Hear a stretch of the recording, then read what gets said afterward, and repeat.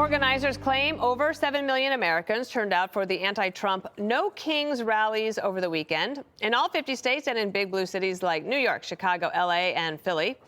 Gen Z, though, must have been at brunch. Many observers noting that older demonstrators were out in large numbers, among other colorful characters. Well, we're here to represent the loving, hardworking community of Los Angeles. Donald Trump, stay the hell out of Chicago! I feel like you were wearing a T-shirt that was designed to troll Donald Trump. Yeah, it said, I am Antifa. I was there with my corgi, Clyde, and he Clyde wore might this. be Antifa. Clyde might really be Antifa. Tear up the crown.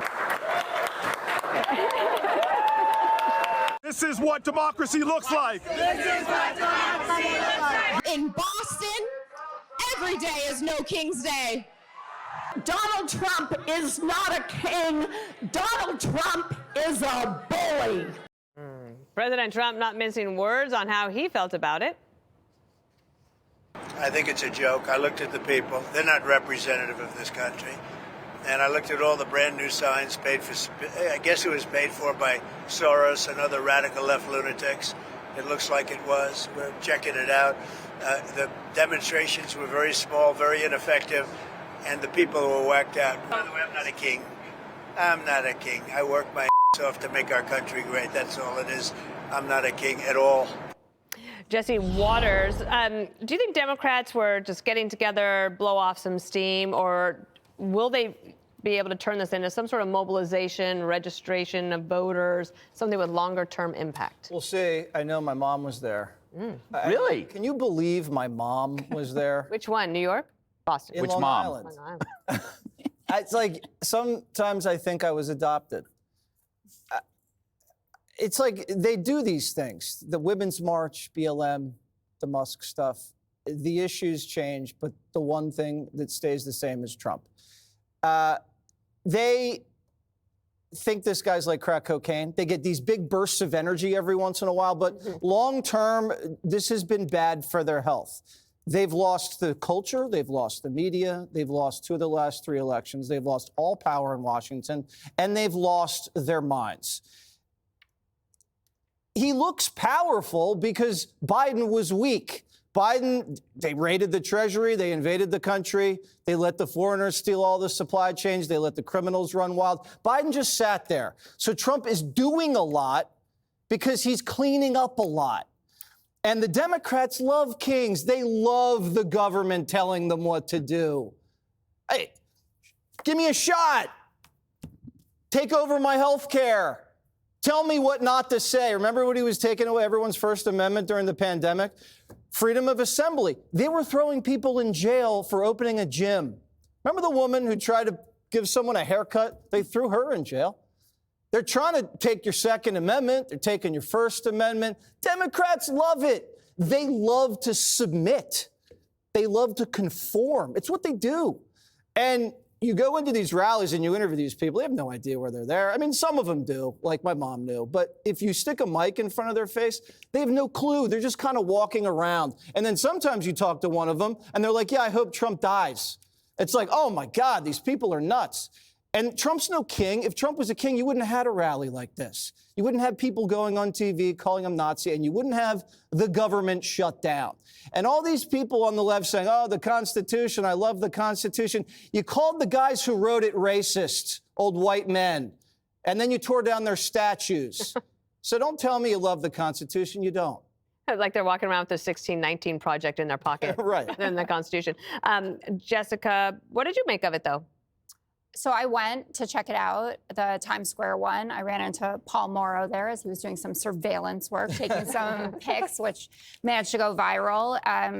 I, wasn't there that long. It was very peaceful. As reported, the police officers were having a good time hanging out with the folks streaming down 7th Avenue. There were some offensive signs, mostly unoffensive ones that were homemade and didn't come from George Soros's Creative Play for Kids studio. A lot about the importance of human rights and civil rights. Some 1776 shout outs, of course, a lot of anti-ICE posters. I've heard the complaints that it was too old and too white.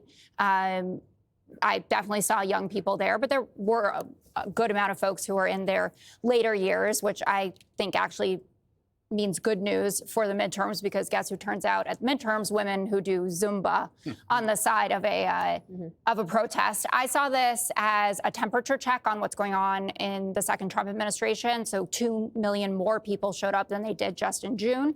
As of the count right now, it was 5 in June, now 7 million this time.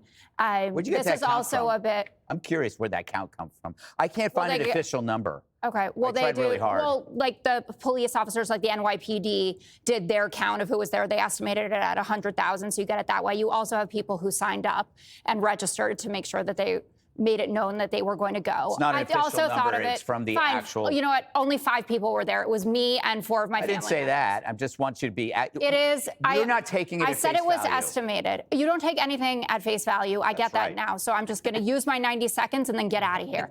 I also think it was a bit of a turnout rally for Virginia and New Jersey to get people amped up for the fact that we have these big elections coming up that mean a lot about the future of the party.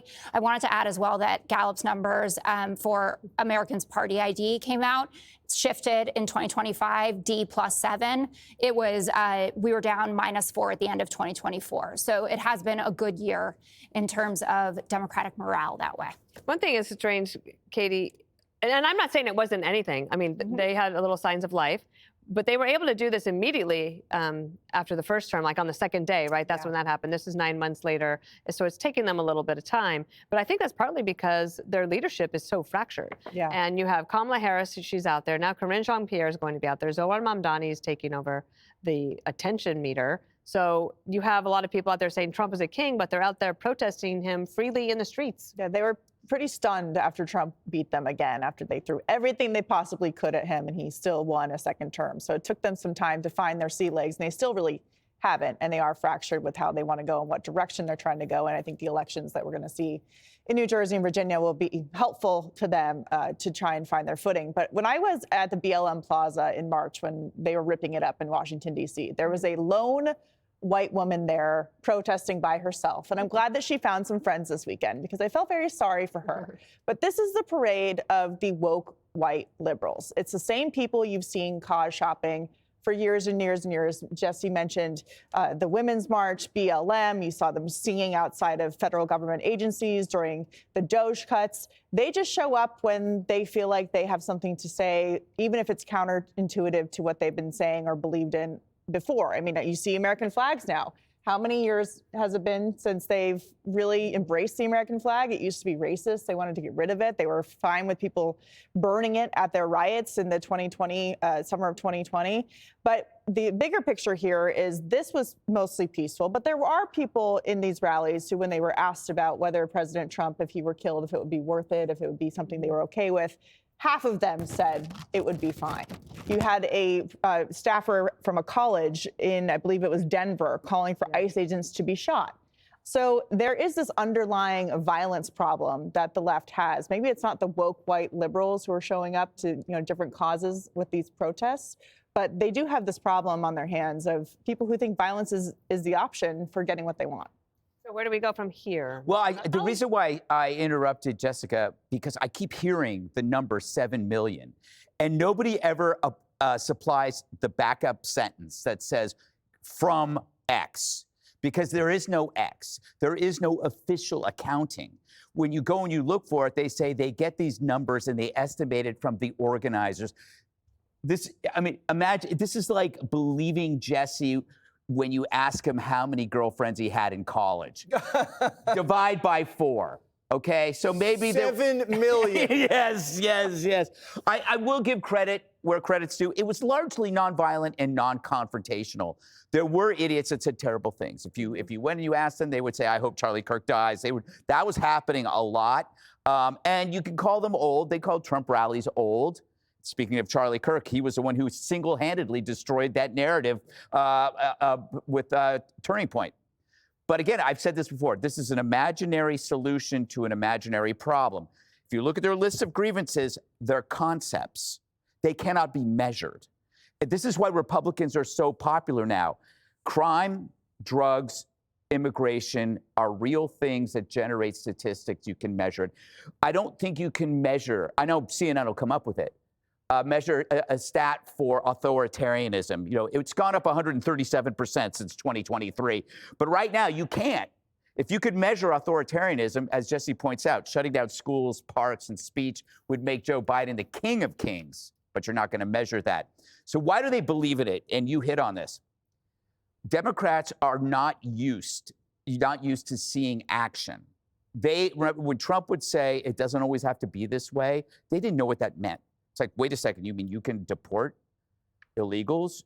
You can lock up recidivist criminals? Why didn't we think of that?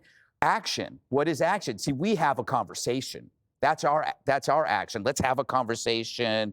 Let's figure out a committee, but they never did a damn thing. And now you're seeing Democrats going, especially like in San Francisco, that city's on the mend. It's because they're actually doing stuff. They're arresting recidivists. They're hiring more cops. So I think it's like when Trump said, I work my ass off, that's exactly what it is. And they are not used to seeing it. They're in a shock. I think about the interviews that we were seeing of black people in D.C. and Memphis and Chicago talking about the crime crackdown.